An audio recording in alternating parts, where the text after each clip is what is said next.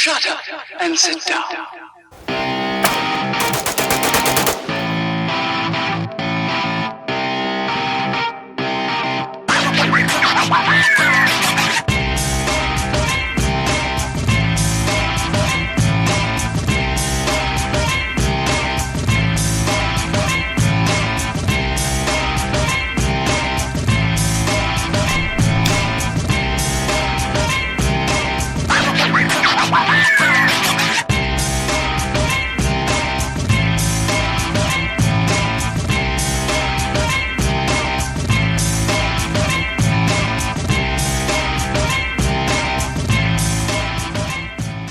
Hello, everybody. Welcome back to the Fight for Liberty show. Today, we are joined by TJ Ferreira. He is the designer of the Porcupine app and website that we have been using to do our Roberts rules and our voting and be able to hold all of the virtual conventions that we've been doing through the Libertarian Party. And he's been able to market this outside of the LP as well. So I brought him on. I want to hear about why he started it and how he started it and a bunch of other things. So Tim, thank you so much for joining us. Hey, pleasure to be here. I'm excited. All right, so I wanted to start off, as I do most episodes, I just want to get an idea of how you came to be in this club of crazy people called the Libertarian Party. What was the first thing that you can remember that kind of started you on the path towards being a big L libertarian? Yeah, great question. I started when I was turning 18. I had to pick which box I was going to check on my voter registration. And my family, I grew up with a lot of Republicans and Democrats in my family, constantly bickering at holidays and such, which was just fascinating because you got to see both sides. Like a lot of people grow up in a family where you just hear one side and you don't get to see that. You know, and I saw pluses and minuses to both sides and a lot of minuses just to the fact that there were only two sides. And so when I was doing this, I'm going to give my age away a little bit here. So this was 1998 when I was turning 18. So, and the internet was barely a thing. Like, you know, the internet officially started like 94, 96, where like people like us could get to it, right? And so I was doing some research on the internet. I did have a computer connected over my slow modem, and I found the world's smallest political quiz. And so I took the 10-question quiz that was out on the internet, like from the beginning. So great prompt, right? I think it was the Advocates. I think the Advocates was the website I was on, but I don't remember for sure. And I took the quiz, and it told me I was a libertarian, and I was like up at the top of that Nolan chart, man. And I was like, what the hell is a libertarian? And so then I tried to search like what a libertarian was, and there wasn't good information, or at least I couldn't find it. You know, this is pre-Google. I couldn't find good information on the internet as to what a libertarian really was. And so I had to go to the library. I actually went to the library and researched political parties and the libertarian. I put a lot of thought into that box I was going to check. And I read about the Libertarian Party and what they stood for, and then some of the people who were in it. And I thought, you know what? Yeah, that's what I'm going to do. In California at the time, it was an option that you could check that box. So I checked the libertarian box and I've been a libertarian ever since then. And quite frankly, I was a libertarian before then, just didn't know it. But it wasn't until recently, and I'm talking 5 years ago, that I actually found out that like you could join the party, like an actual capital L true libertarian, not just registered. I'd always heard the term like card-carrying member of the blank party. Usually Communist Party is where you hear that, but I'd always heard that term, but never thought about the fact that you could actually go join and get a card kind of thing.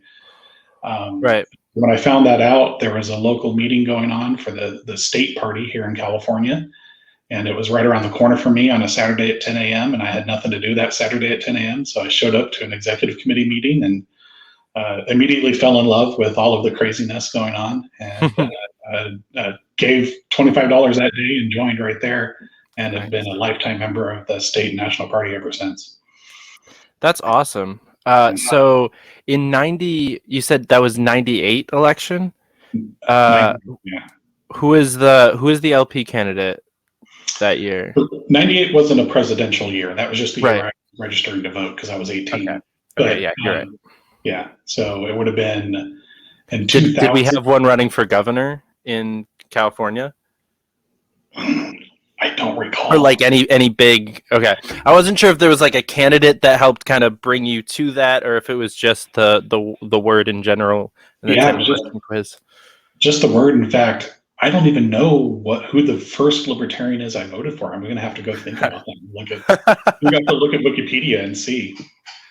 Yeah, because it was definitely. I was 19 in 2016, but I was out of state in 2015, and there was no real election anywhere near me that mattered, so I didn't register.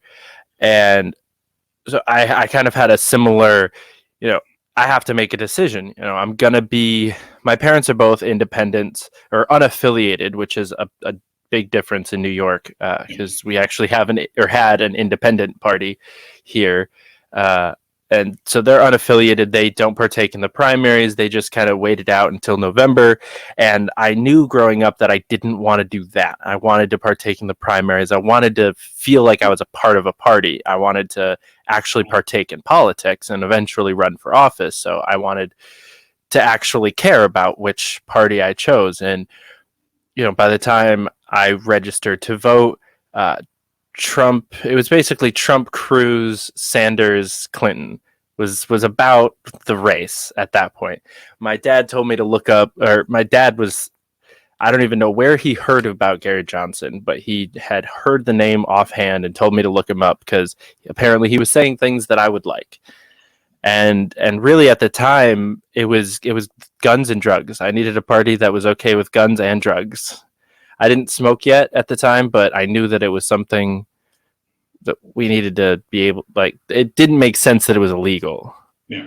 So then Gary Johnson was guns and drugs, and I was like, okay, all right. And I he's a little bit more on the drugs than the guns, right? But yeah, a little bit.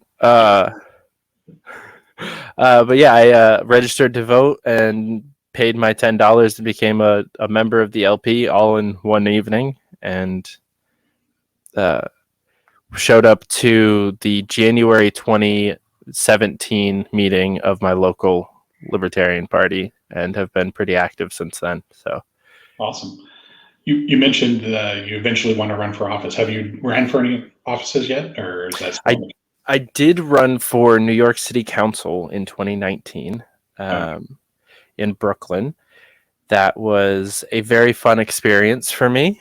I will probably not be running again in the next few years. I found out that that there's better people than me to run for office. And as much as I'm also like up a bunch of my friends' asses to get them to run because they would make good candidates, I feel like my talents are better served on a campaign staff, especially for the next couple of years.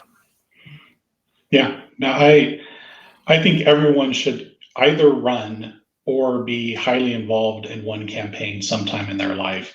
Yes. Just because you see so much of the bullshit behind the scenes that goes into all of this. It's a worthwhile experience for everyone to have at least once in their life. Yeah. And I'll say something kind of radical that I know most of my friends won't appreciate. If you're a big L libertarian, work on a Liberty, Republican, or Democrat campaign, like a local one this year on in the off year, like a mayoral campaign that you kind of like or something like that if you live in a small town.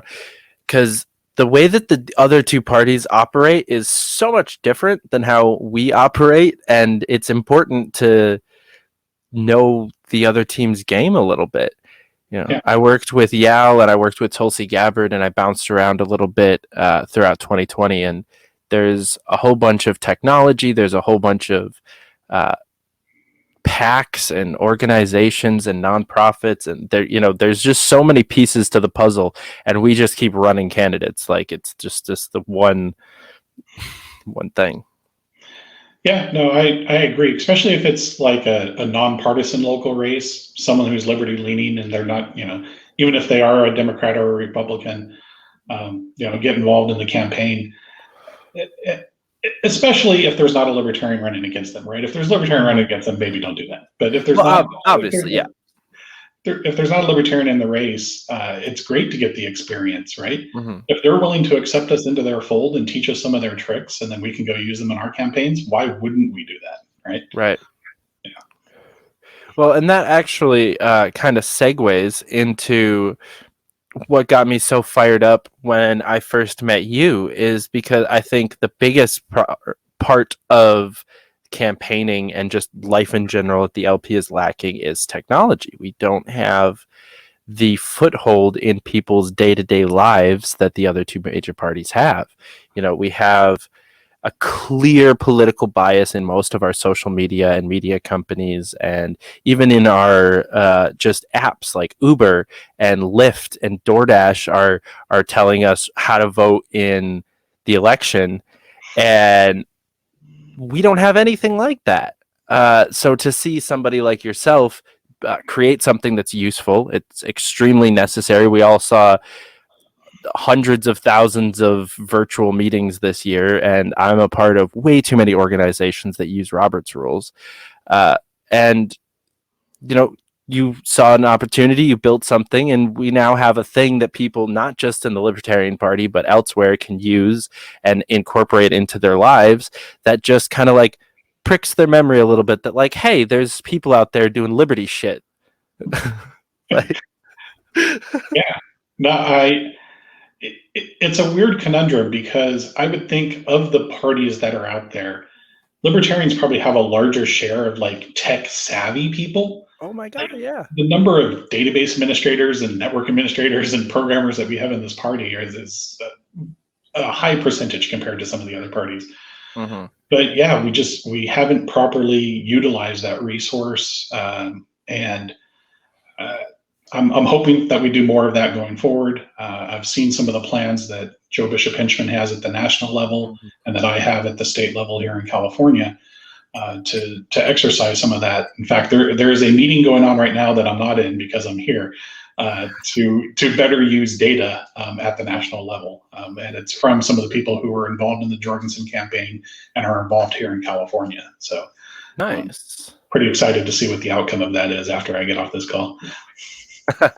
Well, definitely fill me in on how that briefing goes, because I am very excited about JBH has, like you said, has a lot of plans, and other people on national are doing some stuff that has gotten me very excited.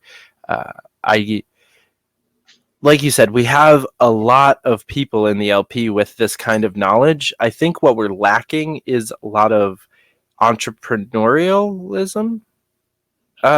In most people, we have a lot of people that work in tech, not a lot of people that build their own tech, which I think, we just need a couple of people like JBH to say, like, okay, now we're all going to work on this project, and this is the thing that we're going to build together, or like yourself to bring some people together and be like, okay, we're going to do a thing.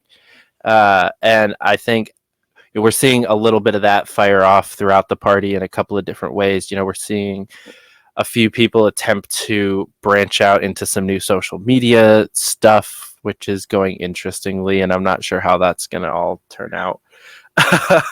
But I'm excited. I think we have a shot at really infiltrating people's everyday life through decentralized technology, because we need some of that. Yeah, for sure. And you look at the apps, like you were saying, Uber, for example, that is something that's becoming more and more decentralized as we go forward. Mm-hmm. And people are accepting the concept of, a rating website like Yelp. People now go to Yelp and they trust the ratings, and they know how to interpret the ratings to know if it's a valid rating or not, or at least most people do. Some people mm-hmm. just take them at face value. But there's a lot of self-correcting process in Twitter, right? There's false information that comes out, but it self-corrects pretty quickly now. Mm-hmm. And people are starting to understand that this power of the group, the power of decentralization, especially matched with the technology that we have now, is is really the wave of the future, right? The top-down control type model is not the way to go. Mm-hmm. You look at the number of open source projects, and it's just exponential over time of people saying, "Hey, this needs to be free. We want more people using this stuff."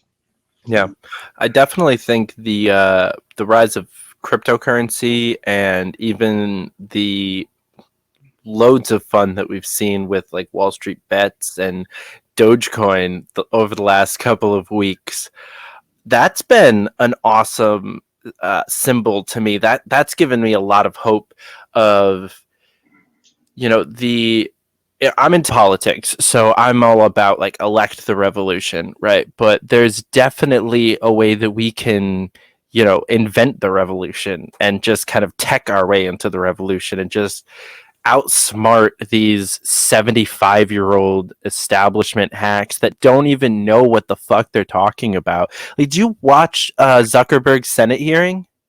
Parts of it, yeah. Oh my gosh, it's awful. It reminds me of that clip from Good Morning America where they're like, "What is internet anyway?" It's like you guys never learned. Like you're still in that mode. It's like you're still in 93 before anyone knew what the internet was. It's been 30 years, guys. The people have the advantage here. We're clearly smarter than they are in this one way and in technology. We can use that to our advantage. They're obviously smarter than we are in the election thing. A lot of it comes down to the media that people are still using to get their facts, or their, I don't even know if I want to call it facts, how people are getting what we call news these days. And what are facts? Yeah, to get access to that still costs money, and that's one area where the current elected officials and the current people in power definitely have the hand up against us. But you look at Wall Street bets and you go, well, maybe they have more collective money in large pools, but if we do the Bernie Sanders thing, everyone give me $5 kind of thing, maybe there's a way around this. And if we get to more decentralized type media, there's definitely a way around it. Just the fact that you and I can have this conversation put on the internet and other people can go watch it. Is and you guys can give me $5 if you want. Nice. It does work like that. I get 10% of that, right? Commission check. I'm definitely in agreement with you there. There's a little bit of concern about the deplatforming that's going on, especially on YouTube and Twitter. Those are basically my two biggest things right now. Most of my stuff goes up, all my videos go up on YouTube. My biggest following is on Twitter. I just broke 1,000 on my personal Twitter, and I broke 1,000 a while back on the Fight for Liberty one. That's where I'm getting most of my stuff from, and I'm watching good friends of mine just like that lose their entire following, and I'm like, that could happen to me any day because I said something like Wall Street bets is okay, or the Capitol attack wasn't terrorism, and then boom, we're gone. Yeah. It is definitely a fickle thing, but I kind of like that about it, right? I don't like it about Twitter turning people off, but I like it about people who are following you, right? If they're following you and you say something that they don't agree with, and they can go somewhere else, right? I like that portion of it. There's, in the Libertarian Party, there's the argument, well, Twitter and Facebook are private companies, therefore they can do whatever they want. And I agree with that to a certain extent. But then I also agree, then we need to find alternatives where they don't do that, right? Whether it's centralized or whatever the case may be. Yeah, the free market economics thing only works if there's competition, and at the moment YouTube itself really doesn't have any. Like Google has competition, legitimate competition. I've starting to integrate it in. I need to transfer all my passwords over and stuff like that, but I'm using Brave instead of Google Chrome, and I'm using DuckDuckGo instead of Google Search. And I'm starting to get rid of as many alphabet products as I possibly can from my daily life. But YouTube is not one that I can really get rid of. I would love to put my stuff on something else, and I have audio out on different podcasting websites. I stream through, or with a couple of friends, through Free Speech Media on a couple of different streaming platforms that go, we kind of like have a network going, so there's like 5 or 6 hours of streaming a day of different podcasts and stuff like that. So I'm up there on like Monday and Wednesday nights, but there really isn't something to replace YouTube. We need to build that. Well, so I worked with a group. In fact, one of the founders of the company is a fellow libertarian here in California, who was trying to create a new platform where people could upload their videos and such. But the hardest part of that is just the sheer volume of views that YouTube has right now, and their algorithm to go from one piece of content to another, right? So if you had your audience built and you just wanted to move that audience to another platform, that's completely possible these days, right? But if you're trying to get new audience and influence new people, you still have to have some way to go from one person's content to another person's content. And that's where, YouTube definitely has a corner in the market there because they've got so many eyeballs. Yeah. I think another big thing that has kept me on specific companies that I don't like, because I have been pretty good at not being hypocritical, except for with Google, because I use Google for everything. But like Amazon, I've never given them any of my money ever. For my never, and I will never give Amazon a dime. I got a gift card once that I used, but that's it. That's the only time I've ever shopped on Amazon, and I won't ever. But with some of these, it's a little bit harder to avoid. But like you're saying, there's so many people in on YouTube, but there's also so many partnerships that YouTube has, and same with like Apple is another company that I use a lot of. I have Apple Music, I have an iPhone, I prefer Macs, even though I don't have one right now, because they have so many different products that integrate into your life so many different ways. I have an Apple TV that I can stream YouTube on, and if we were going to build something that competed, we would have to also get a partnership with Roku and Fire Stick and Apple TV and stuff like that. And those big monopolies are not going to let us compete on that level anytime soon. So we also have to then build the competition to Roku, decentralized. It expands. The problem, I think, expands, but I think we can do it. Like you said, we have so many people now that are in this movement that care about decentralization, that understand that it's the best way to move forward, that I think that's a legitimate future. In the next decade, we could see a free market like the Liberty Stick, that you plug into your TV. Yeah. Well, that company I was talking about that was doing this type of platforming, one of the projects that I helped them on was getting into other, doing the integrations like you're mentioning. Roku, by the way, just to let you know, the easiest to do. It's a couple clicks and you can have a channel on Roku. Really? Apple TV, you have to go through a little bit of paperwork, but easy to do. To get into the Google Play Store, easy to do, right? So a lot of those companies do open the doors to let you put apps and channels into their services. Even getting onto smart TVs, it wasn't as difficult as we thought it was going to be.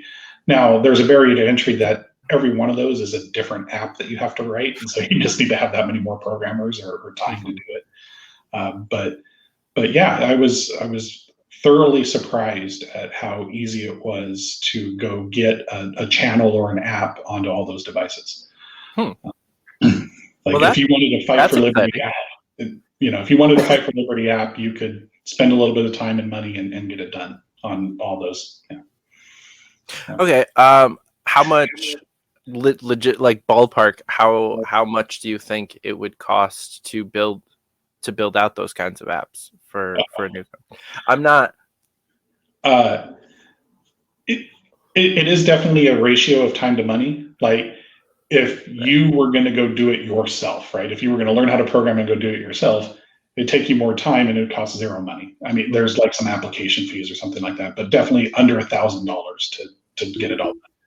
Now, if you have to pay for someone's time to do it or find volunteers to do it, it's just a matter of how experienced of a person do you get, and therefore how expensive are they?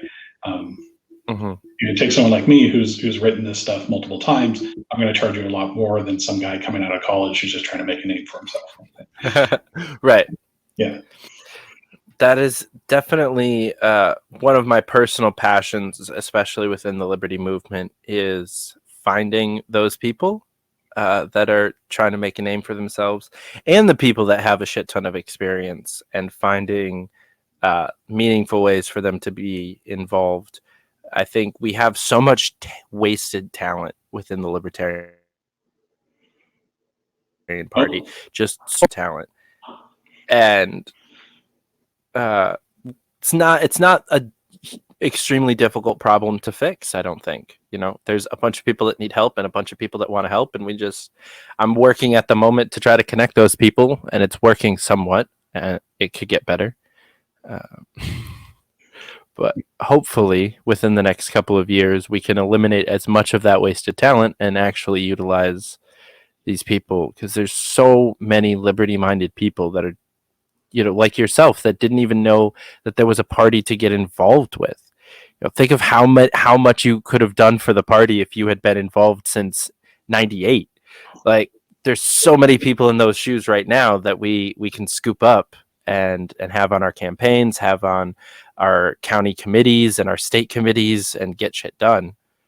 Yeah. Are you familiar with Open Source Liberty, that group? Do you know about that group? A little bit. My tech knowledge is kind of secondhand almost throughout. My dad is a programmer, and a lot of my friends are, but I am not. I built a website. That's the extent of my knowledge, and it's not a great website. But I worked very closely with Devin Balkind in Brooklyn. He was our Brooklyn County chair, and he's an app developer and very big in the open source community in New York and nationally. And so he's told me a little bit about different organizations and things, but I'm not a part of them because I don't know shit. So Open Source Liberty uses the term open source, but isn't just programming. It is it's basically a network of people who want to help liberty candidates. I don't think they are specific to libertarian. I'm not sure. But it's just that. It's a group of people who've said, I will volunteer time to help out liberty candidates and liberty causes. And so they have a large database of people, and I'm in it as well, where someone says, hey, I need someone that is a graphic designer. And you pull up the 12 people who volunteered to be graphic designers and try and connect them with one of them. And each person in the database has the right to say yes or no, I want to work with that candidate or on that cause. But they're trying to do exactly what you're saying, which is harness all this power that we have in the libertarian movement and get more people involved with it. I wish I had, the website or the Facebook group or whatever it is off the top of my head, but I will definitely find both of those before this episode goes up Wednesday night, and they will be in the descriptions. Okay. For sure, because that makes life easier. Because like I said, I don't have much knowledge in this tech stuff, so a lot of my ideas are like, if somebody else could build it, I can funnel the people. That's what I'm good at. I'm good at the people part. I'm not good at the building the infrastructure part. Yeah. It definitely there's different talents, right? And that's what we need to harness. That's for sure. Yeah, I think for a while, the Libertarian Party failed to utilize my skill set widely. The kind of like people sales skill mentality that we see a little bit more now, but for a long time, the LP has been policy. Just how many economics books have you read? That is the only metric of which to define good libertarians. And we're finally breaking out into, accepting more people. We see people like Spike Cohen get really popular. Our current and former state chairs here in New York are both really awesome people. Cody Anderson and Tony D'Orazio. I'm not sure if you. Well, yeah. I mean, being in our meetings, both of them. They're both awesome. Like, I love both of them as humans. Tony especially has a hilarious sense of humor that sometimes annoys me on social media because it clogs up my news feed, and I see too many photoshopped memes of our congressional candidates. But he's such an awesome person, and we're utilizing that a lot more over the last 4 or 5 years. I think Gary Johnson kind of broke into a little bit of a let's just be normal and people. I would like to see us do the same motion with kind of tech savvy people as well, and then also creative people is something that we don't use at all. We have no graphic designers. We're struggling so hard. Every campaign I know is desperate for graphic design and social media and video editing and photography and videography. Every campaign I've ever worked on has one person doing all of those things. And most of the campaigns I've worked on, it's been the same one person. Yeah. And in the worst campaigns, it's the candidate, and you don't want that at all. Oh my God. Especially not when that candidate is some 60-something-year-old kind of right-winger policy wonk that barely knows how to use Facebook, let alone any other kind of social media. Yeah. No, there's a lot of infrastructure that definitely needs to be put in place. And I know, I've talked to people that have been in the party since the beginning. I know this isn't a new thing, right? They understand that. But maybe it's just because I feel like, your generation is better at this than previous generations. But I have hope that we're actually to a point where that might occur in the very near future. Mm-hmm. I see groups forming. I see things happening. Coming out of the Jorgensen campaign, there was a group there that was doing data analytics, and they just enjoyed each other and enjoyed the movement so much that they've continued on. They have a meeting every Wednesday night, and they're doing analytics for state parties and for candidates and things like that, all for free. And that was just completely self-forming. The party had nothing to do with that coming together. And I see more of that happening, and it really encourages me. That really is. I agree. It's extremely encouraging, and because I'm a fan of honesty, there's two things that I am big advocates for as far as the messaging and the focus for the Libertarian Party, and they both kind of have the ulterior motive of doing covering these gaps, and that's messaging a little bit more to the left and a lot more to the youth, because those people are good at this shit. Most people that are coming in from the Republican Party are not graphic designers. That's just a fact. Unfortunately, we do need to accept that more creative types tend to fall on the left. That's just psychologically a fact that we can study and talk about. We have libertarianism is a leftist philosophy in its origin. There's so much reason for us to be able to have a huge left libertarian wing of the party that has all of these skills and are able to help us out in all of these ways. If we talk a little bit more about decriminalizing all drugs and a little bit less about abolishing the minimum wage, then maybe we could have a few more creative types in the party. Yeah. Well, and it's not just the left, but the other part of it that you said, which is youth. In fact, I don't know if, you can see it.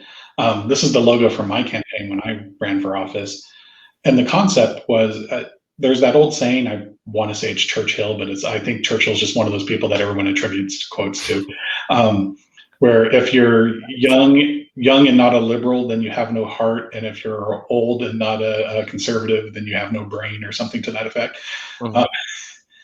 Young people tend towards the left and the more liberal because, they do have that heart. They haven't been haven't been beaten down. They still have hope,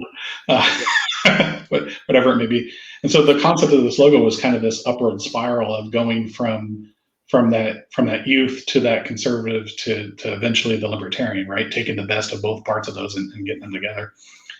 And I like it. Thanks. I like it too, which is why I still wear it.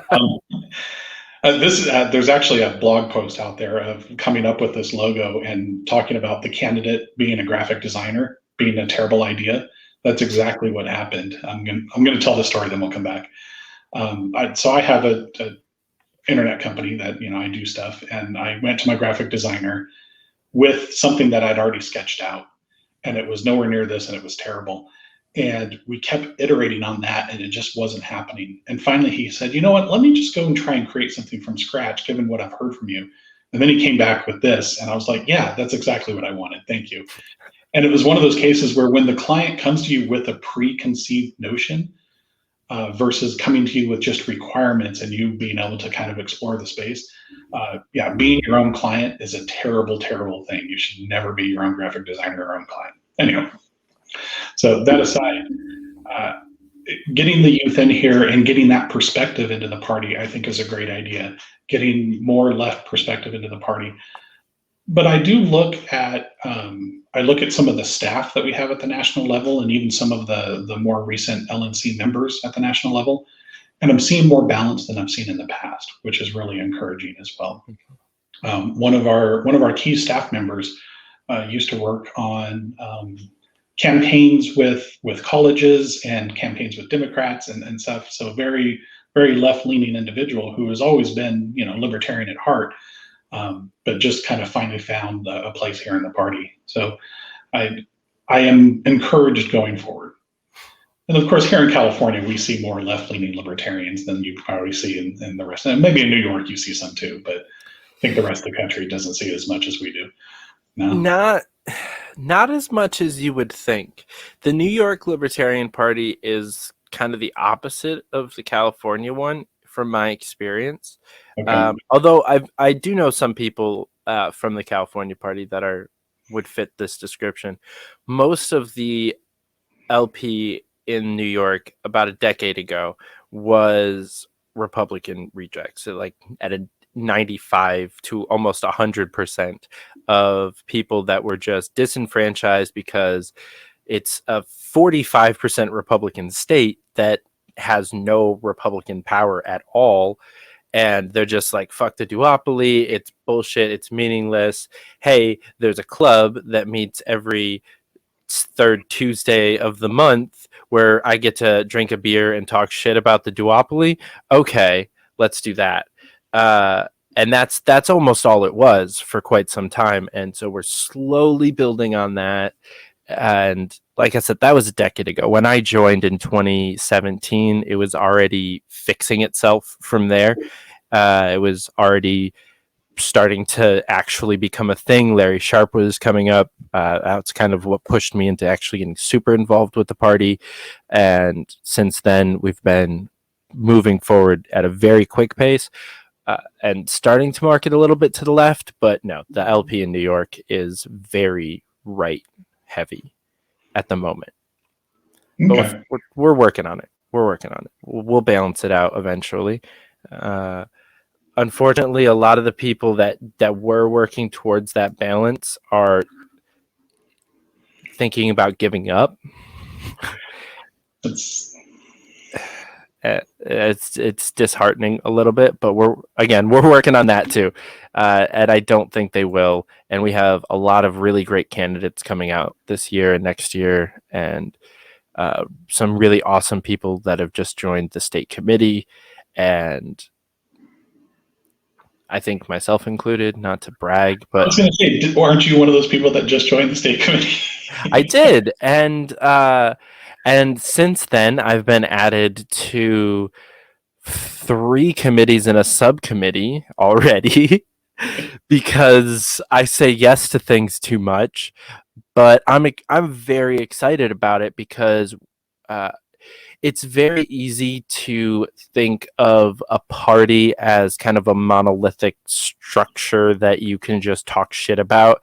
And I interact with a lot of people that do, and they attribute problems from like 3 chairs ago to the people that are on the executive committee right now. And it's like, that's not fair. That's not right. Cody just got elected in September. We have to give him a little bit of a chance. I think the same thing about JBH. I respect Nick Sarwark a lot also, but if you have problems with Nick, you don't need to also have problems with Joe just because Nick endorsed him. Joe's doing a whole lot of different stuff, and we need to give him a little bit of a chance to figure that shit out. And other people that got elected, it's not just Joe or Nick. We have this quarterback mentality of whoever's in the chairman's seat is the party. That's not true either. So I think being a part of it now and not being able to just kind of throw shit at all those people that sit around and do nothing is enlightening a little bit, and it's made me have a new sense of optimism for what we can do as a state party, because there's people already moving towards doing a lot of the things that I wanted to do. I joined and I was like, hey, can we start this committee? And they're like, oh, there is one. And I was like, oh, what about this committee? And they're like, oh, there is one. We'll add you to that one too. And it was like, okay, cool. And most of these committees are brand new and are just moving, but for the most part, there's already stuff in motion to build a lot of the stuff that I wanted to try to build out in the state party. And you're talking about other things that I've wanted to try to do and is already in motion. And I think if we just need to get more people involved and let more people that get involved, the more people that will understand that we're doing stuff and it's not just sitting around. It's a 50-person committee. It's not going to move super quickly.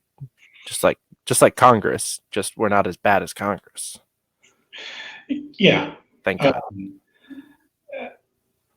I don't even know where I want to. So many places I want to go with that conversation. Yeah, sorry, I kind of monologued there. No, that's fine. One of the things that I do like about being involved both at the national level and the state level, and being on some of these committees, is I can see where the needs are.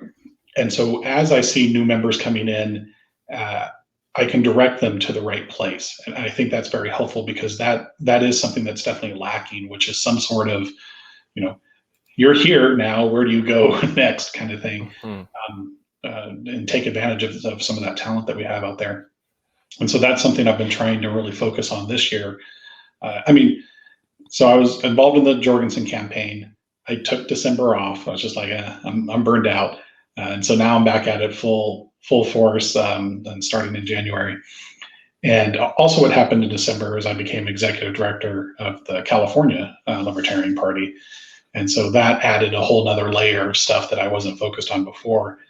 And it's really refreshing to see all of the activity that's happening behind the scenes, and not just see it when it comes out, in its nice polished form at the end, kind of thing. Mm-hmm. And so I encourage more people to get involved. All these committees in California and at the national level, and I believe in New York, their meetings are open. You don't have to be on the committee to actually show up to the meeting.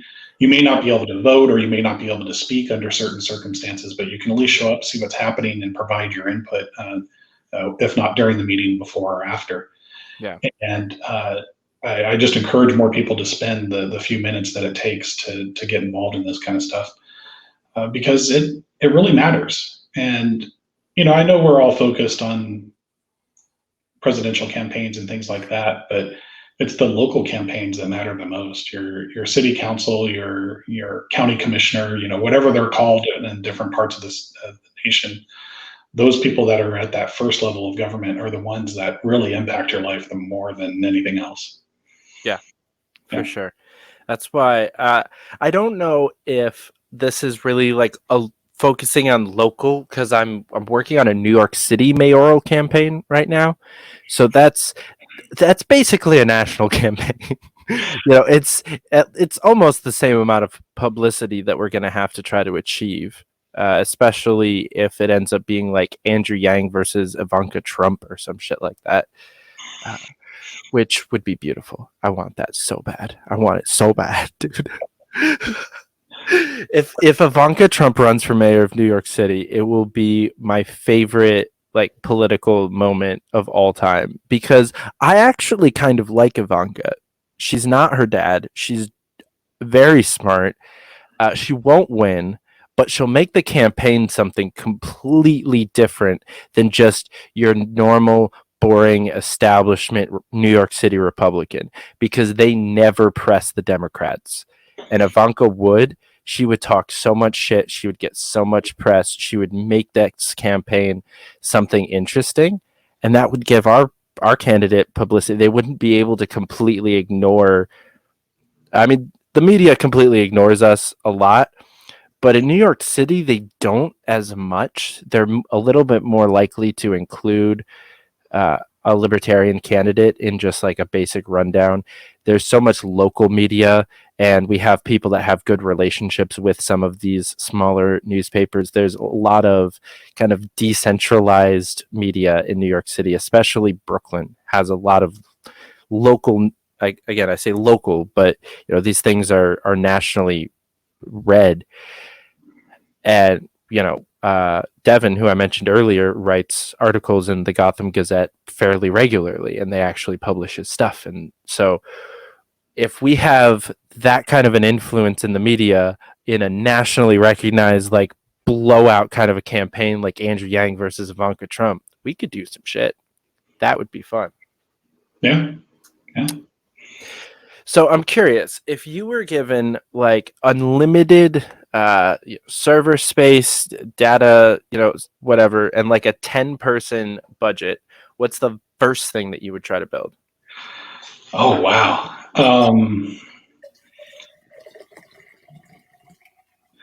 I think I would expand on the Porcupine app to begin with, right? So I've got a whole laundry list of things that I want that thing to do. That's an open source project, and the whole concept there is to make it so that nonprofit organizations, whether they be political or charity or whatever, because those are the ones that generally use Robert's Rules of Order, that they can continue to meet virtually or even meet in person, but have a more rigor to their meetings and get more done. I live in Pasadena, California, and I forget the exact stat. I can't remember if it's more nonprofits per capita or more nonprofits for a city this size or whatever kind of thing. But there's some stat that a lot of people in Pasadena like to tout about the sheer number of nonprofits that are based out of Pasadena, California. And so every one of my friends is on at least 2 nonprofits, whether they're a member or on the board or whatever. And I myself am on probably a dozen total, if I counted them all up. And we all use Robert's Rules, and we all have meetings once a month or whatever kind of thing. And just making those more productive and teaching people how to get there. I think that would be what I want to focus on. So, right now the app is kind of a standalone app. It doesn't do the video conferencing part. It doesn't do the text messaging part. I'd want to filter all that together and kind of turn it into one full thing. I think that's what I would do. But who knows? I might just go create a new social media app too and try and take over the world. We'll see. So I want you to talk a little bit more about Porcupine, but I want to ask this real quick before I forget. Have you used Gilded at all yet? I'm familiar with it, but no, I haven't used it. Okay. I don't know how, because again, not that techie. I don't know how good they are at like integrating different things into it, but they are currently my absolute favorite messaging system. It's so organized. If you're running like a campaign or a company or something like that, and you are thinking about getting a Slack, start a Gilded server. It's like Slack plus Discord plus Microsoft Teams, kind of like all combined into a very weird, all-encompassing system that does the video conferencing as well as like the sharing a calendar and everything else. It's very cool. Yeah. But I just because you were talking about integrating video conferencing, and we're trying to figure out. I'm on a caucus within the LP that's trying to integrate Gilded a little bit better, and that's why I'm starting to use it. And we're trying to figure out how to get that video conferencing part working, because at the moment we just still use Zoom, but we share the Zoom link through Gilded. Nice. What I'm looking at, and I don't know if this is the final path I'm going to take, but what I'm looking at is the Zoom API, and what I'm hoping to accomplish is, someone logs into Porcupine and they seek to be recognized by the chair, and then the chair recognizes them in Porcupine, and that's what allows them to speak inside of Zoom, right? It calls the Zoom API and lets that person be unmuted and their video show. And then when they're done speaking, they go back into the audience, and the chair recognizes. I'm trying to do something like that. The video conferencing part itself, like getting what we have right here on StreamYard hooked up, that is ridiculously easy. There's like 2 libraries I import into a program, and I could have this up and running.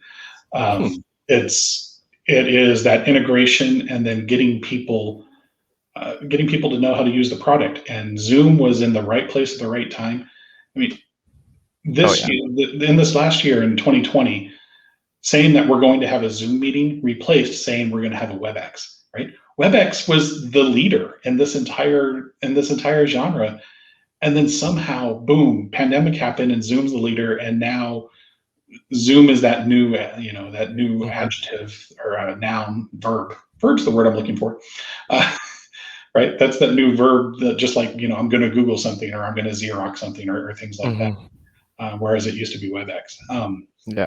And so because they have that base, like you were talking about with YouTube, having that large base, that's probably who I'm going to integrate with first, so that people can still have their Zoom meetings, but they can control them better and have this interaction better.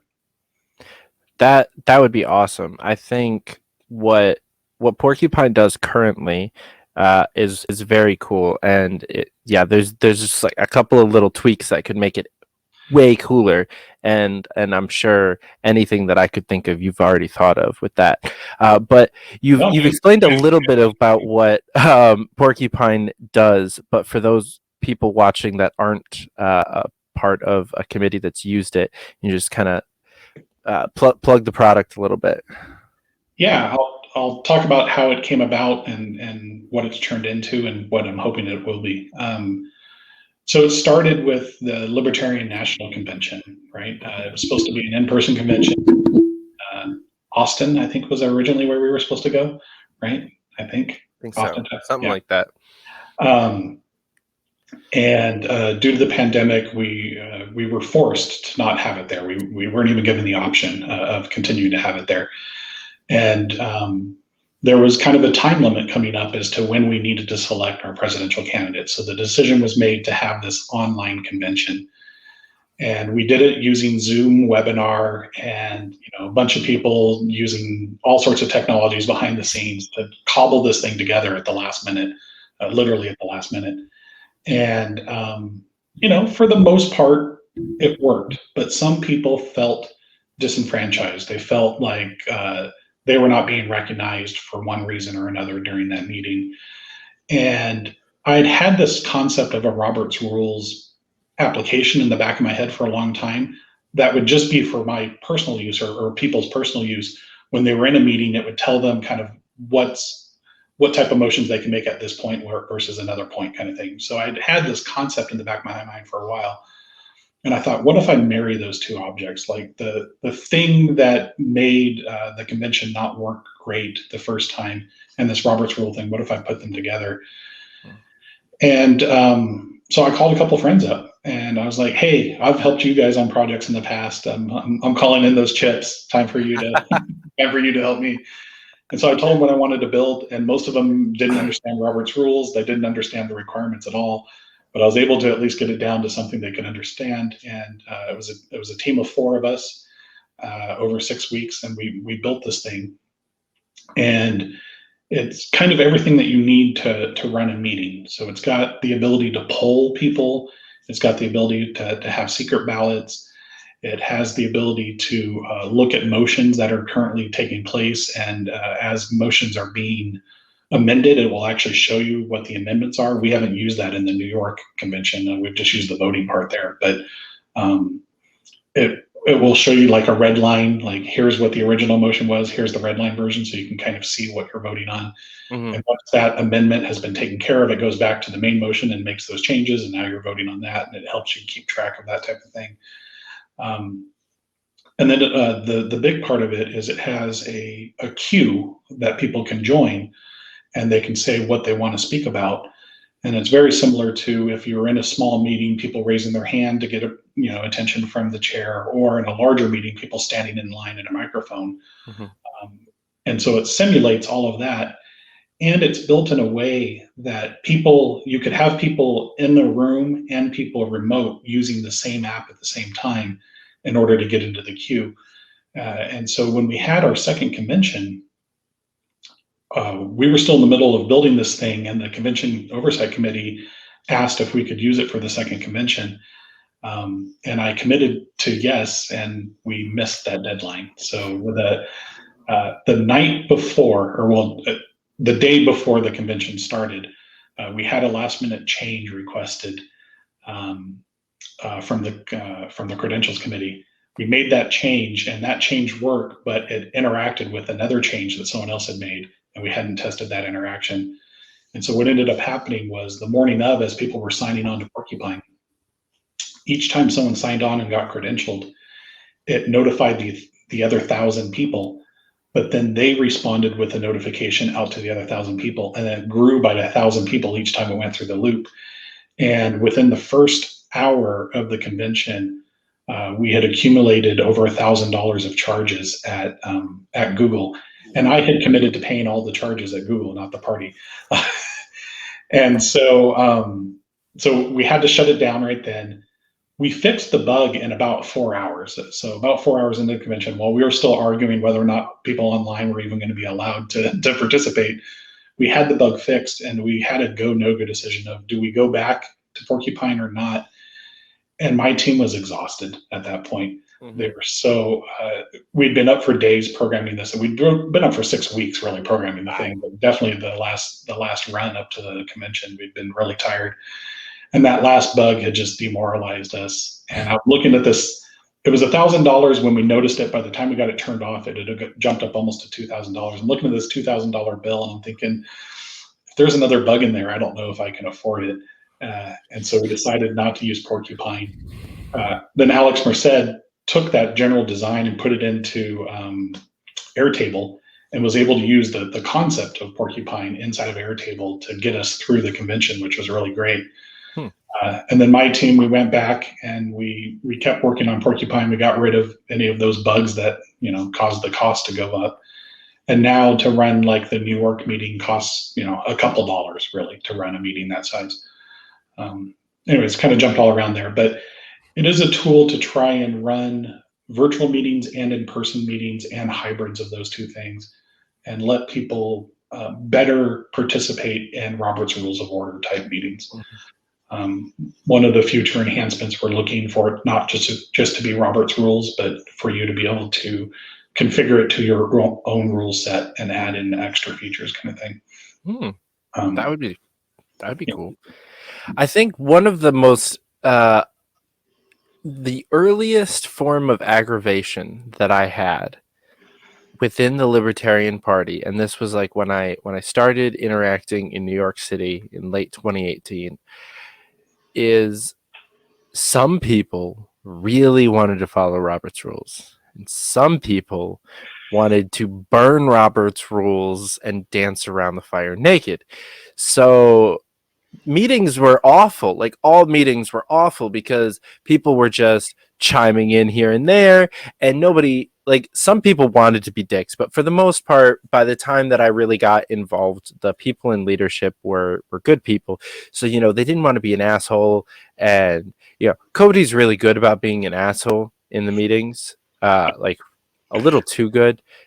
If you don't know him outside of those meetings, you might think he really is an asshole, because he's very good at just being like, that is out of order. Shut the fuck up. Like, he doesn't say shut the fuck up, but he says it in a very nice way.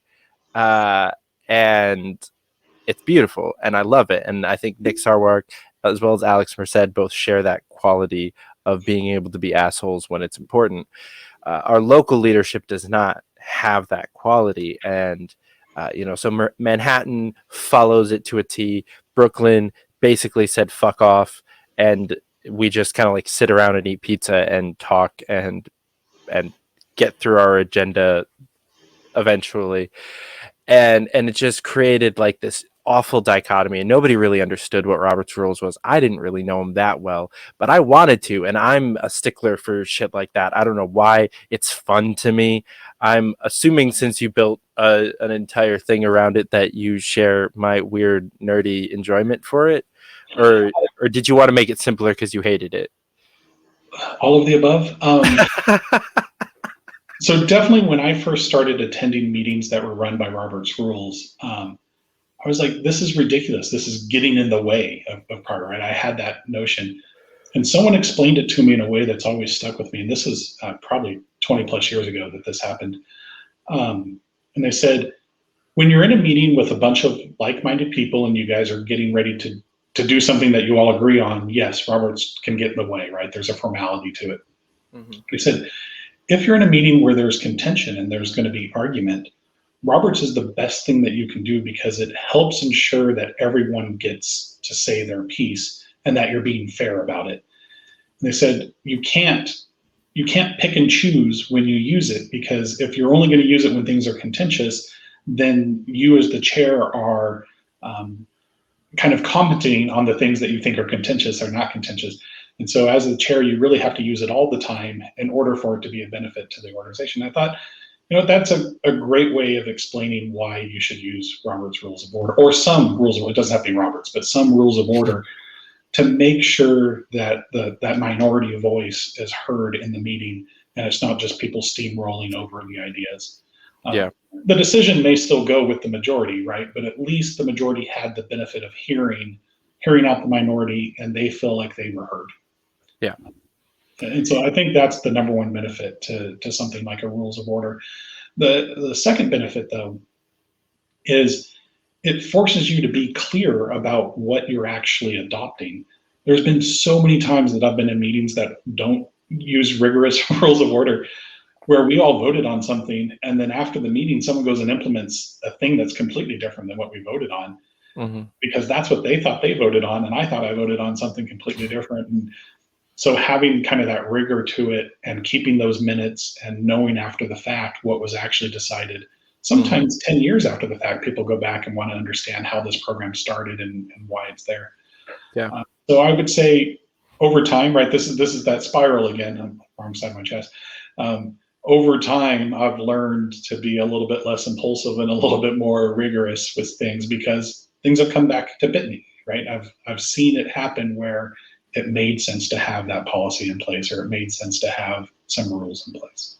So, but yes, I still hate them, and I want to make them easier, and therefore I'm making an app so that we can get the benefit of both worlds. Something easy, something that's efficient, and still has that rigor behind it. Yeah, because there's definitely there's a difficulty in doing things quickly, especially in an in-person meeting, of like, raising hands. It's like, what, you're just supposed to like hold your hand up until the chair finally recognizes you. There's like 12 people in a queue, and we all just kind of like sit there like this for 25 minutes. Like, no. Yeah. Raise your right hand if it's about the motion. Raise your left hand if it's like, what? What?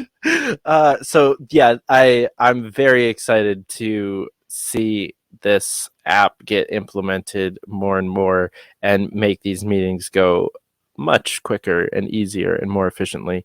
I definitely share in your learning curve of being a little bit more meticulous in meetings, because I've been in meetings where, we were even less organized. We weren't voting on stuff. We just got together, we talked about a bunch of shit, and then we went our separate ways. And like, we kind of talked about some stuff. I've been in does it like this is the worst part about campaign meetings, is we just kind of like discuss political philosophy and then go our separate ways. And it's like, okay, did anybody get an action item from the campaign manager today? Did we like report on stuff, or what are we doing here? And I think that when you have some sort of rules of order, like you're saying, it forces you to know what the fuck you're talking about, and it forces you to come to a consensus eventually. You witnessed some clusterfucky in those. I think Cody referred to it as bureaucratic jujitsu, something like that. Procedural jujitsu, that's what he called it. And I couldn't think of a better term for it, because it was just they tried literally every freaking thing they could. I was kind of part of that group towards the end, because it grew like they did everything they could to eventually end the meeting, even though there was the majority originally wanted the meeting to continue. And without Robert's rules, we would have never been able to come to that consensus where people actually got what they wanted, and we were able to continue, have the next meeting, and do our stuff. And the party didn't implode. We're all okay. The thing that a good chair brings to a meeting is to understand that they don't have to necessarily follow the rules. I know I just said that rules make for a good thing, but sometimes you get into these weird corner situations where to get out of it, it's going to take you 2 hours to go through all the motions. But a good chair can just say, I'm going to rule X. And if they pick that X thing correctly, if they state it just right, then someone could appeal the ruling of the chair. And that's actually what the chair is looking for them to do. They want someone to appeal them sometimes. I appeal the ruling of the chair, and then the thing can go to a vote, and you can bypass the 2 hours it's going to take you to unwind everything that was done, and just take a vote right then to see if people want to continue forward or go back. And so I see that. I've seen Cody do that. I definitely saw Sarwak do that in the past. He's really good at it. And I'm seeing other people in the party kind of pick up on some of that jujitsu, some of that thing that both when you're a member in the party or when you're the chair, there are certain things you can do to help the meeting get along that aren't, it's following the rules because you're still using different parts of the rules, but you're not following the path that was laid out for you. You can jump to another path. Yeah. Mm-hmm. But I don't want to turn this into a Robert's Rules love fest. That would be a really boring podcast. A little bit. But what I was going to say, nice segue, we could do that elsewhere. I think that a way for, liberty movement of different skill sets to get together, some of the people that have a weird love for teaching nerdy things like Robert's Rules, like myself or some of my friends, maybe we could help just teach Porcupine and help people understand how to use your app better, so that we can integrate it into more meetings and get this moving faster, because I love it. And I definitely the fact that it has at the moment incorporates your time and energy and even money. I don't think I want to help you get rid of that piece of it as quickly as possible, so that we can use it as widely without incorporating all of your weekends. So you guys have another meeting coming up on the 21st, right? Two weekends from now. Oh shit, do we? Fuck. Yeah, that's the continuation that you were just talking about. Yep, that's a thing. Forgot about that. And so you guys were voting on it, right? You're voting on this, a week ago. Hey, we're going to continue on the 21st. And I'm thinking, do I get a vote? Because I don't know if I'm available on the 21st. But I'm right now the only one that can run the app. I'm making changes to it right now so that your chair and your secretary could potentially run the meeting. So I'm going to be there, but I'm going to try and have them run the meeting while I'm there and see if we've gotten over that hurdle, because there were a few things that, just trying to get ready for the national convention, we just put them in the background, and they weren't user friendly, knowing that my team was going to be at the convention and able to support them. And so now we're just adding admin screens and things like that so that people can go in and see who's registered and all that kind of stuff. So I'm hoping to have that added before your guys' next meeting, and that will be a good test of it, to see if Cody and Andrew can run the meeting without me, even though I'll be there. And yeah, that's going to be a huge step forward, because now we're taking me out of the equation and we can let people start to run it on their own. Mm-hmm. Yeah. Well, we can definitely talk off the air if I can help in that process in any way, because I'll obviously have to be at that meeting as well.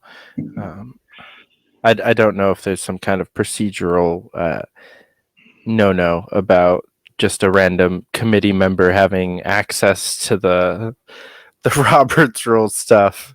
With you, it's good because you're like platonic, kind of out there, non-voting member. Yeah. I think there are roles where people could help. Just like at the national convention, we have the concept of tellers that help the secretary count all the votes.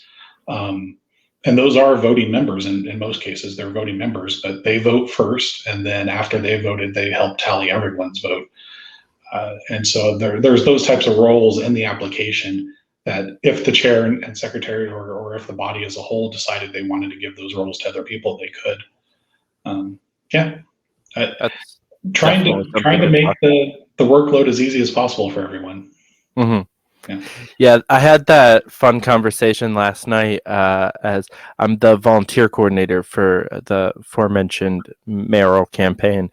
And I was trying to recruit somebody, and he said he gave me an ultimatum, and it was, I have to either get paid or it has to not take up too much time. Basically, it was a this long message that basically said exactly that.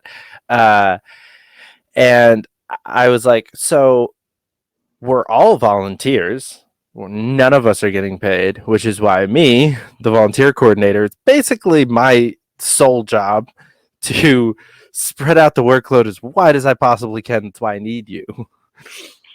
So if you come on and help me make this process easier, it can be 5 hours a week of your time, or it can be 80 hours a week of this poor girl's time who's going to run all of our comms and everything.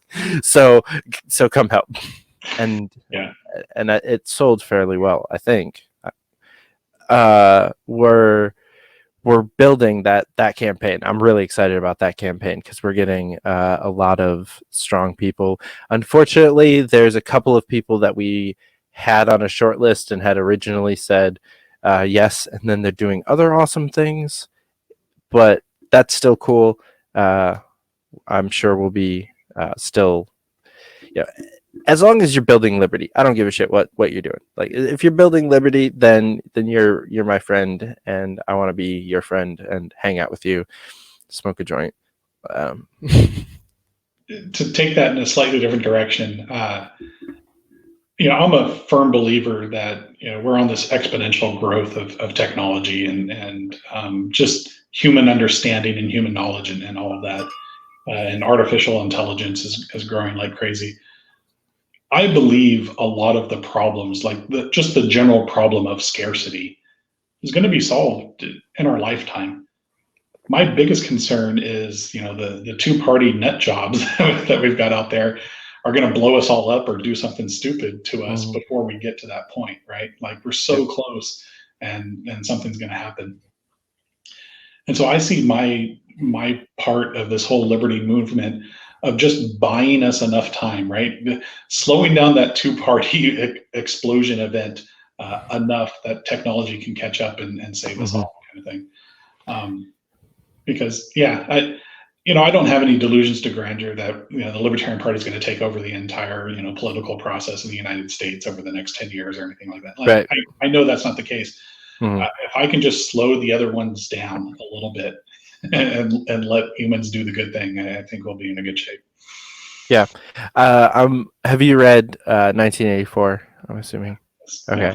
I'm weirdly enough about 3/4 of the way through it for the first time. It took me a while to finally pick that book up, and it talks about the necessity of war to counterbalance what you're talking about with technology getting rid of scarcity, and we're seeing that play out right now, just endless constant war, and it's costing trillions and billions of dollars, and it's where most of our money goes to, and it's working in the same way that it's depicted in that book. I think that there are enough people in an anti-war movement at the moment that, unfortunately, Joe Biden won the presidency at the moment, but I have high hopes for a 2024 anti-war candidate that could actually pull back the reins a little bit. Maybe not from our party, from one of the other two parties. Yeah. Well, I mean, you mentioned you worked on the Gabbard campaign, and she's definitely anti-war, and love her. If it weren't a libertarian, I would have loved to seen her I would have loved to see her get the nomination for sure, because a lot of issues that she would have talked about line up with liberty. Some of them don't, but a lot do. But yeah, I would have loved to have seen her as president as well. Mm-hmm. Oh yeah, I love her. I've simped her a little too hard on this show, but I think that she, first of all, I'll say, since leaving Congress, she's depicted a much heavier liberty focus, not being tied down by an active member of the Democratic Party being on her back. And that's been kind of fun. She's going on shows like Steven Crowder and Dave Rubin and Tucker Carlson again. And that's awesome. I'm loving to see that from her. And, interacting on social media with people like Justin Amash and Spike Cohen, and, really starting to court the liberty movement a lot harder, and starting to get rid of some of those obnoxious kind of pandery to the Democratic Party stances that none of us really liked. I put out a poll on Twitter last night that was a little unfair to the Democratic Party, I'll admit, but it was a sample 24 general election ballot. And so it had Harris Buttigieg as the Democratic pick, Amash Gabbard for the Libertarian Party, Matt Gaetz and Lauren Boebert from the Republicans, and because I don't know the Green Party very well, I said Ventura Williamson. Okay. And which I got a lot of heat from Green Party people for throwing Williamson in there. They're like, nah, fuck her. And I was like, I'm sorry, I don't know. Like, if I had known, I would have put a better choice. I don't know. I like Jesse Ventura, so I put him there. So kind of threw the Democrats under the bus by being like, worst case scenario here, and best case scenario over here. But somebody I think a Gaetz Boebert ticket would be fucking fantastic. Get big money out of politics is something that both of them are really big on. Second Amendment is something that both of them are really big on. Controlling but not over-regulating social media and tech monopolies is something that both of them are big on. Maybe Lauren is a little crazy. We have to wait and see, but we have a couple of years to figure that one out. Yeah, I don't know. I have high hopes for 24, but I had high hopes for 2020, and that didn't turn out so great. No, it didn't. It definitely did not. Kind of bring this full circle around to the conversation there at the beginning about left-leaning versus right-leaning libertarians. If you look at the policies that we've actually had good influence on and helped change in America, LGBT Q. I don't even know all the acronyms I'm supposed to use anymore. I apologize. I'm pre-boomer. Come on, you're from California. You should know this. But yeah, all of those things, rights, right? Just Yep. all of them combined. All of them. The alphabet people.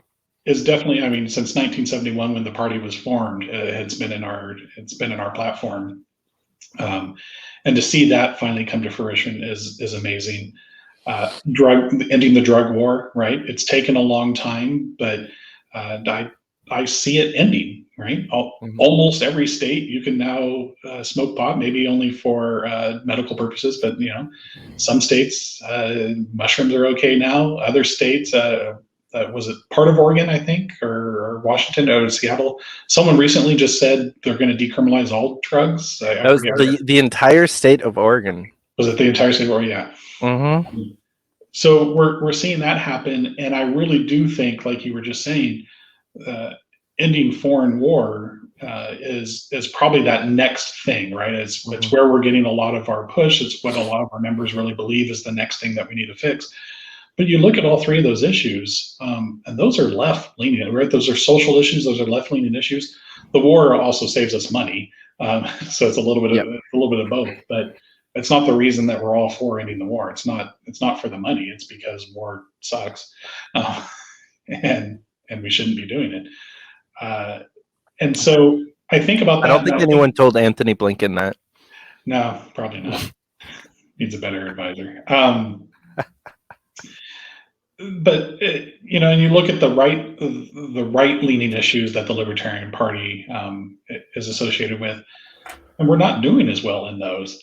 So even though we have kind of more people pulled from the right than the left, I feel like as a party, we're more productive in those left issues than we are in the right. And it's an interesting thing to think about.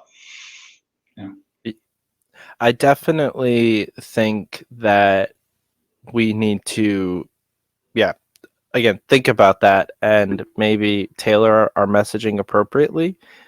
I think way too many people in the LP are completely okay with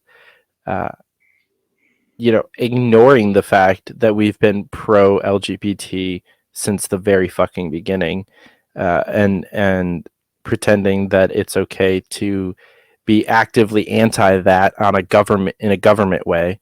And that's not libertarian.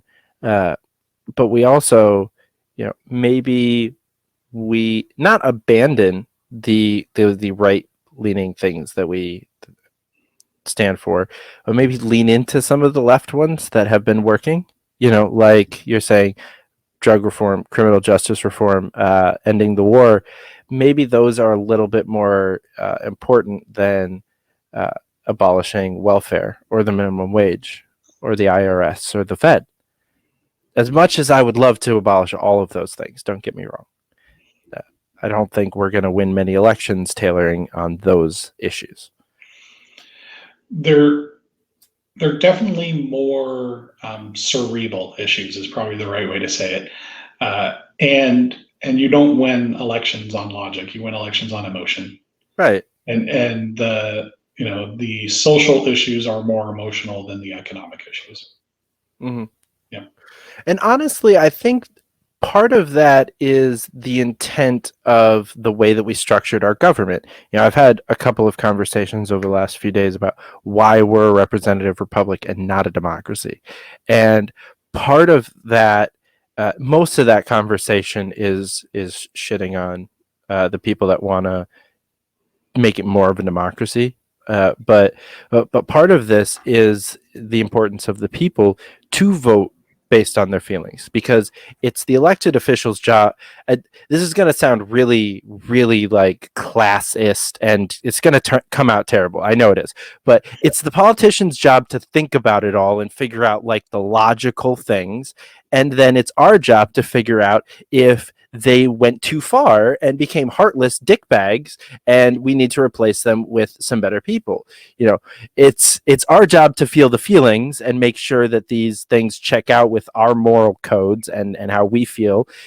Is bombing millions of brown people and hospitals and schools, is that okay? No, it's not. Stop voting for people that are cool with that. That's our job, is to, I think, be the moral compass of our leadership every election day, and it's their job to be that like super cerebral, uh, think about what's best for the budget, because the average person can barely budget themselves, let alone a fucking country. Exactly. But we all know how to feel feelings. Like we can all be a moral compass. Like that's something that every human has the ability to do. Maybe some better than others, but we can all hold people to a standard, and that's what election day is. Yeah. One of the other things that I do, when I'm not doing all of this other stuff that we just mentioned, I try to educate people on voting methodologies. So, most people know about ranked choice voting, and they know about plurality, which is what we currently do. But there's a whole system, there's a whole plethora of systems out there that you can choose from. And where I got involved in that, my wife and I used to have cooking competitions, back when people were allowed to gather in households and talk to each other. And this started because me Too and my soon, friend, bro. Right? This is going to make me sound super boomer, but I'm really not. I'm only 40. Me and my friend one day when we were playing poker were arguing as to which one of our wives made a better lasagna. Yes, I just said that. Okay. Oh my gosh. And Emmanuel's gonna love this. and by the way, both of our wives were there during the discussion. They were playing poker with us, but and so it turned into a competition. It was like, okay, fine. Next Saturday, your wife's bringing her lasagna, my wife's bringing her lasagna, and we're gonna have a competition. A few moments later. Okay, so yeah, I'll cut that. So you were arguing about lasagna. Yeah. So my friend and I were trying to figure out whose wife made a better lasagna.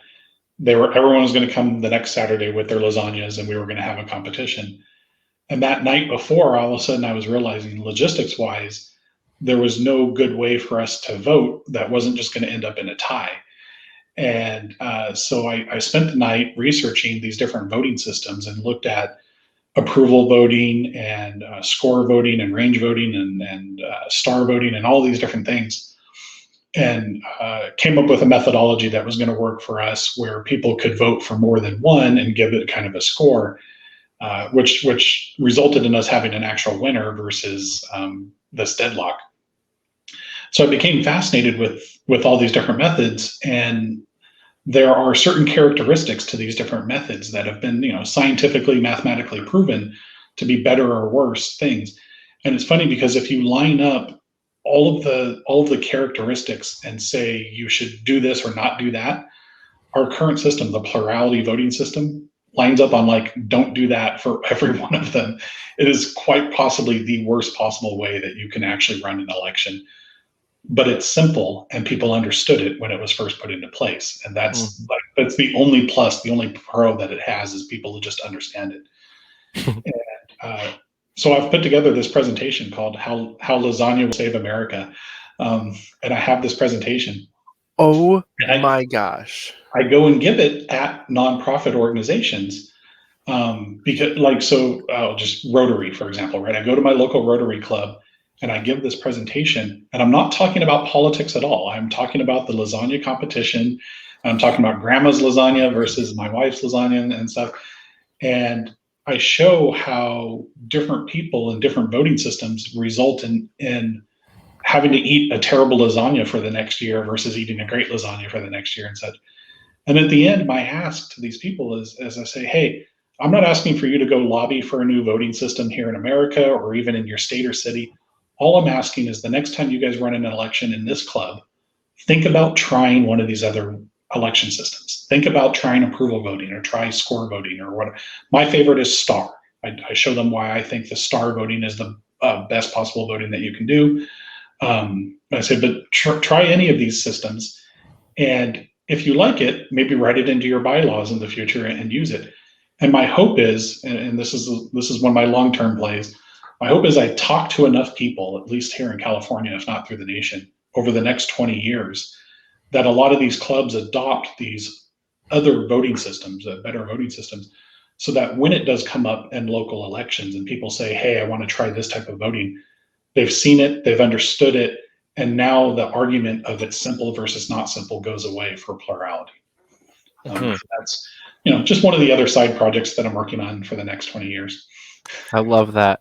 So my reason for geeking out, I have to shout out one of my very good friends and one of the other members of Free Speech Media that I mentioned earlier that I stream on. His name is Emmanuel Torres. He's the chair of the Bronx Party, and he talks about lasagna in every single stream and phone call I have ever been on with him. Every single one, without fail. Sometimes it takes a while. It's like 45 minutes in to the phone call, but plenty of times it's within the first 15 minutes, but every single one, without fail, lasagna is mentioned. He loves lasagna. He makes fucking amazing lasagna. Apparently, I've actually yet to try it. I will next weekend. For the first time. I'm very excited about it. We're going to do it like live on YouTube. It's going to be a good time. But he's always talking about lasagna. So that's perfect. How lasagna will save America is going to be his new favorite thing. All right. I'll send you a copy of the presentation. All right. So before we go, I want to give you a chance to, kind of shout out how people can help you out, help support you, get involved with the projects that you're working on, or within the California State Party. What do you need from people? Yeah, I used to point people to a couple different Facebook groups and things like that, and I'm trying to get away from doing that. So I just fired up a brand new website. It's libertarian.support. That's the whole URL. No, yeah, there you go, libertarian.support.